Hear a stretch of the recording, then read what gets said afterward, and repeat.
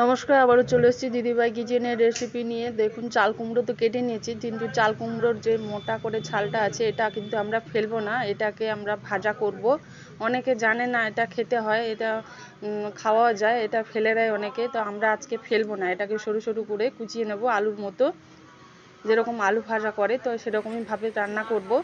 2 থেকে 3 মিনিট সময় লাগবে। দেখুন, এটাকে আমরা সুন্দর করে ধুয়ে নিচ্ছি, জল দিয়ে পরিষ্কার করে 2 থেকে 3-4 বার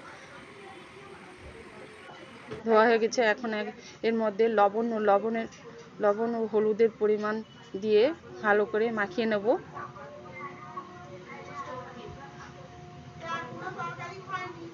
মাখানো হয়ে গেছে।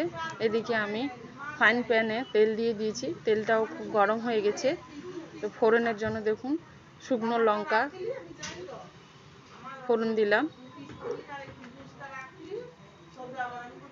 এরকম সাদা জিরে দিয়ে দিচ্ছি, কুচনো চাল কুমড়োর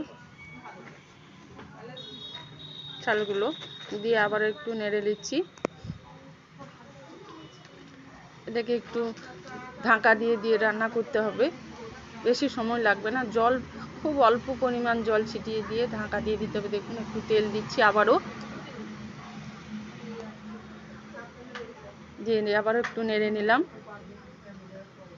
দিয়ে এবার এখন আমি ঢাকা দিয়ে দিচ্ছি কিছু সময়ের জন্য। দেখুন, ঢাকাটা তুলে নিলাম, দিয়ে আবারও একটু নেড়ে নেব।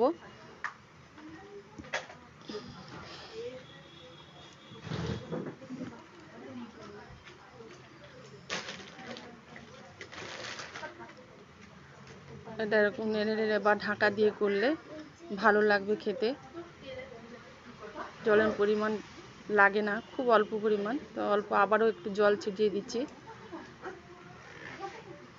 দিয়ে আবারও ঢাকা দিয়ে দেবো।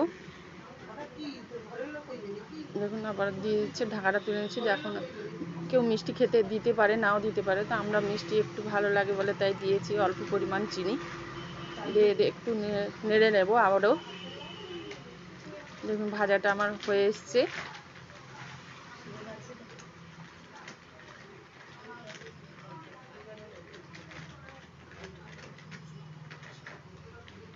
এভাবে চাইলে আপনারা বাড়িতে বানাতে পারেন। দেখুন, আমার ভাজা হয়ে গেছে, এখন আমি নামিয়ে নিচ্ছি।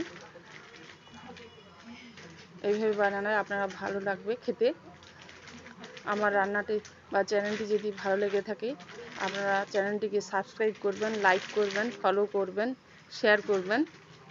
আপনারা সবাই ভালো থাকবেন।